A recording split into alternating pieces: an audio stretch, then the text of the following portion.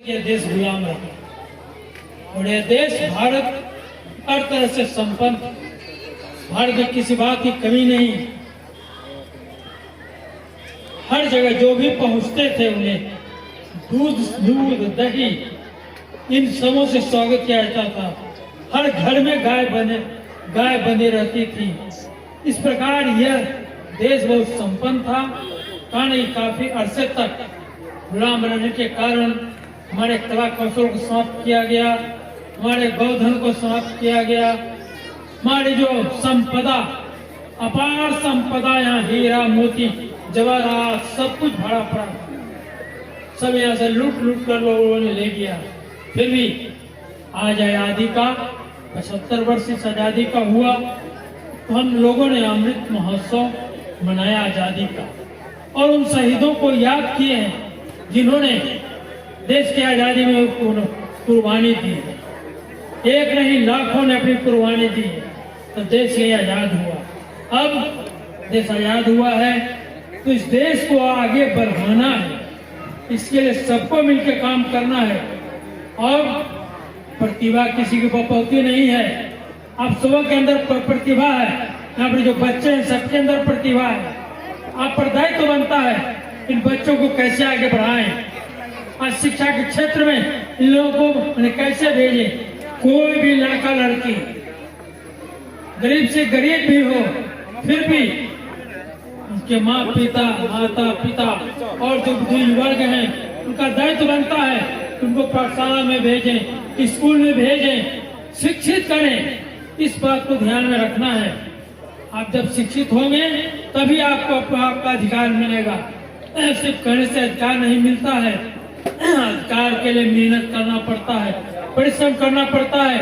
और उदाहरण के रूप में आज भारत का प्रधानमंत्री जिन्होंने क्या उनका पता तो कर लीजिए।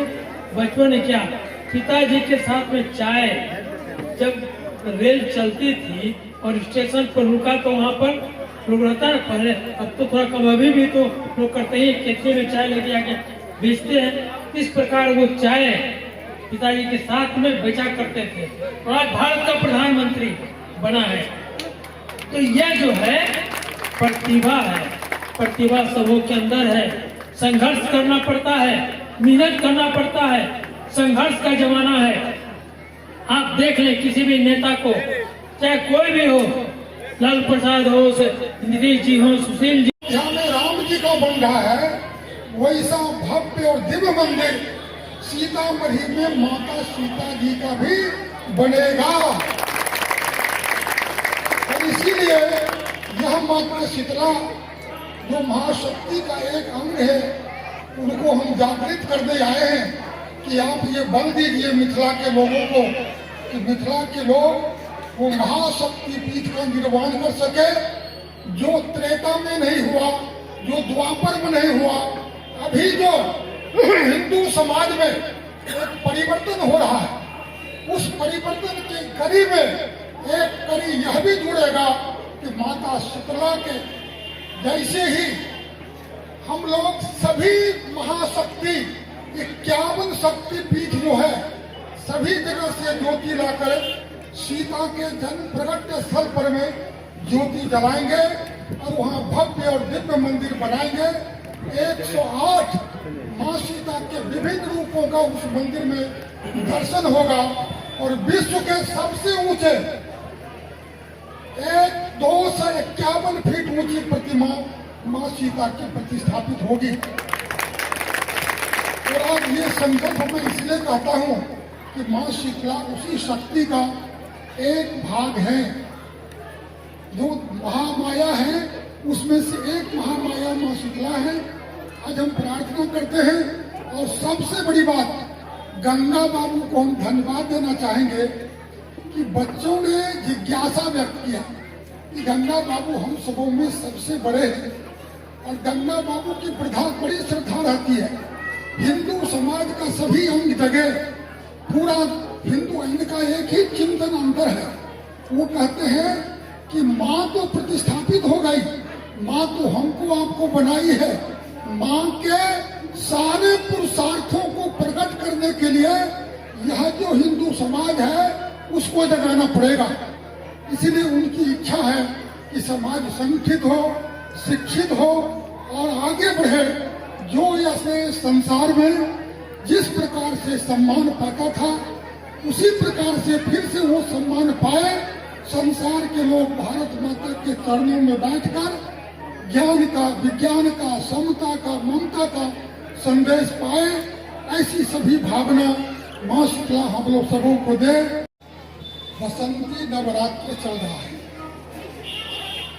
संयोग ऐसा है कि नवरात्र में हम माता की आराधना करते हैं विभिन्न रूपों का, और आज हम जिस परिसर में बैठे हैं उसी रूप में से एक रूप माता शीतला का है।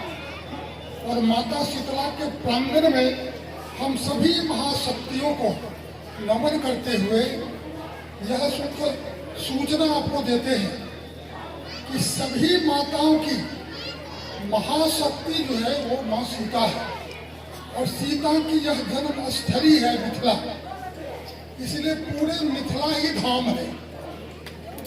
और अभी जब हम राम के काम में नेपाल गए थे, तो नेपाल से लौटने के वक्त अपने 2 शिला लेके आया था। एक शिला लिए थे हम लोग भगवान राम के प्रतिमा बनने के लिए, और दूसरी शिला लाए थे माँ जानकी की प्रतिमा बनाने के लिए। और इसी मिथिला होके गुजर रहे थे तो लोगों ने मुझे कहा कि त्रेता में माँ सीता गई थी, यहाँ से धरती से आई और फिर से धरती में समा गए। आप राम का तो मंदिर बना रहे हैं, लेकिन माँ सीता की भूमि पर सीता के मंदिर नहीं बना। मेरे मन में आया कि वास्तव में सीता के संतान को जगाना पड़ेगा। सीता महाशक्ति थी, और जितने हम महाशक्ति देखते हैं सबका समन्वित स्वरूप थी। और इसीलिए अभी हम लोगों ने एक प्रयास प्रारंभ किया है।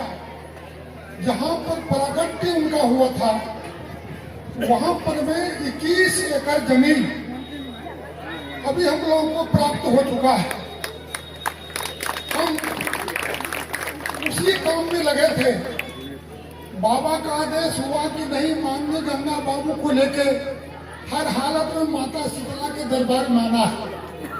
मैंने कहा कि ठीक है, वो भी सेवा माँ का और ये भी सेवा माँ का। तो वहां से छुट्टी लेके मैं भागे भागे आया। वह काम भी बहुत महत्वपूर्ण है। अभी जो राम मंदिर बना रहे हैं वही के वही आर्किटेक्ट अभी पूरा सर्वे करके गए हैं। जैसा भव्य और दिव्य मंदिर अयोध्या में कुछ अंदर डाल करके उसको पीने का और करके इस प्रकार करके जीवन को बर्बाद कर रहे हैं। मैं इसलिए सभी अभिभावक से कहना चाहता हूँ कि आपका हिदायत बनता है कि अपने बच्चों को इस पर ध्यान में रखें कि हमारा बच्चा कोई नशा किसी प्रकार का प्रयोग न करे। तो ये तो नशा जो है, देखिए है क्या कि लत लग जाने पर जो लड़के लोग हैं नशा थोड़ा सा भी पहले लेंगे तो मजा तो बढ़ाएगा, और धीरे धीरे लत बढ़ जाएगा तो जीवन खोखला हो जाएगा, परिवार बर्बाद हो जाएगा, और उसका तो जीवन बर्बाद हो ही जाएगा।